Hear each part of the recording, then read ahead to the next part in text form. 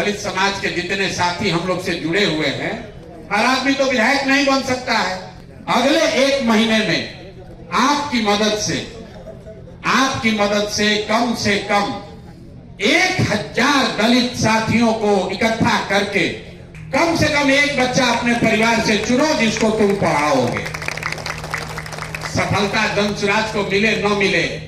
प्रशांत किशोर जी का जनसुराज अंबेडकर कार्यशाला था और इसमें प्रशांत किशोर जी ने बताया है कि आगामी 14 अप्रैल को अंबेडकर जी के जन्मदिन के अवसर पर 50,000 अंबेडकर वाहिनी को तैयार किया जाएगा और जो 5 सूत्री उनकी मांग है उन्होंने उसकी भी बात रखी है कि किस तरह से जो है वो दलित समाज के लिए क्या सोचते हैं। और जो एक महत्वपूर्ण बात उन्होंने बताई है कि जो आरक्षित सीट नहीं भी है वहाँ भी अगर कोई सक्षम उम्मीदवार हैं तो उन्हें मौका दिया जाएगा। इनका प्रशांत किशोर जी का विचारधारा हमको बहुत पसंद आए। इनका सोच विचार जो गरीबों के लिए सोचे, गांव-गांव घूमे फिरे, इनको सही गलत की पहचान हुई।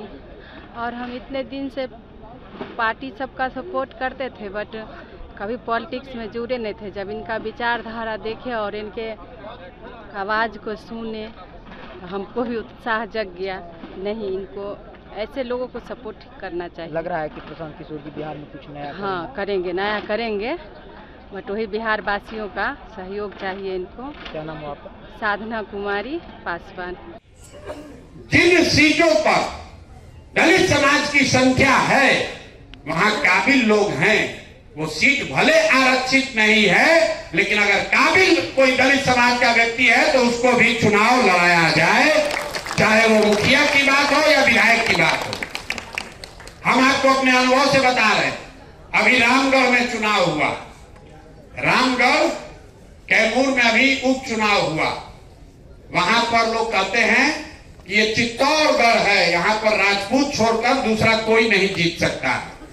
बसपा का भी वहां बड़ा प्रभाव है लेकिन वहां पर आज तक कोई दलित विधायक ना लड़ा ना कोई जीता, जबकि सबसे बड़ी आबादी वहां पर करीब 25% आबादी दलितों की है। आदमी बन जाएगा। दलित समाज के जितने साथी हम लोग से जुड़े हुए हैं, हर आदमी तो विधायक नहीं बन सकता है।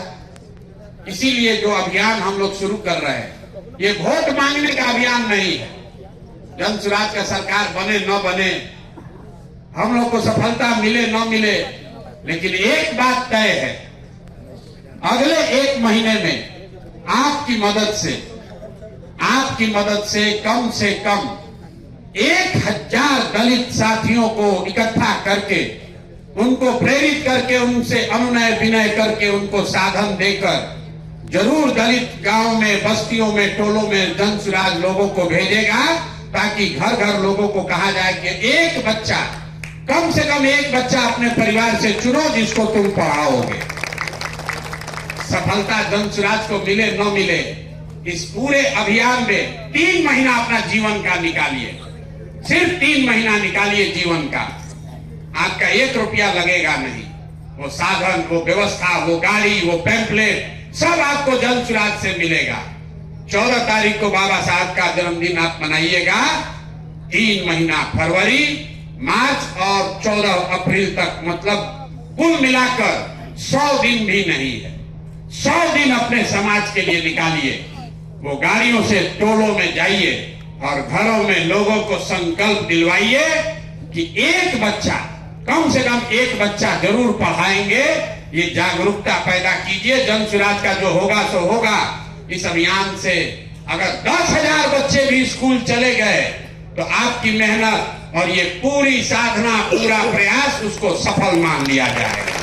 10,000 बच्चों का जीवन सुधारिए, ये संकल्प के लिए यहाँ जुटे। वोट नहीं मांगना है।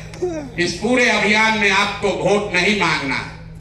सिर्फ और सिर्फ जाकर दलित बस्तियों में ये बात बतानी है कि एक बच्चा भी पढ़ाओ। हम ब्राह्मण समाज से आते हैं।